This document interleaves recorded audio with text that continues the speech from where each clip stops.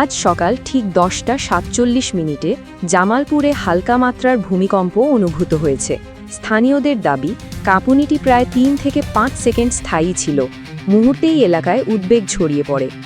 অনেক বাসিন্দা জানান, ঘরবাড়ি সামান্য দুলে ওঠে, তবে এখন পর্যন্ত কোনো ক্ষয়ক্ষতির খবর পাওয়া যায়নি।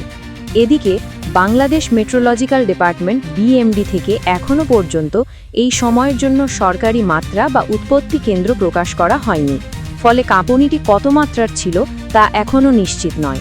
বিশেষজ্ঞদের মতে, এই ধরনের হালকা ভূকম্পন স্থানীয়ভাবে অনুভূত হলেও অনেক সময় তাৎক্ষণিক সিসমিক রেকর্ডে ধরা পড়ে না।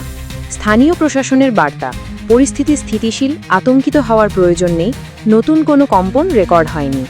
বাসিন্দাদের অনুরোধ করা হয়েছে, চারপাশে অস্বাভাবিক শব্দ, ফ্লোরে ফাটল কিংবা দেয়ালের ত্রুটি চোখে পড়লে দ্রুত কর্তৃপক্ষকে জানান।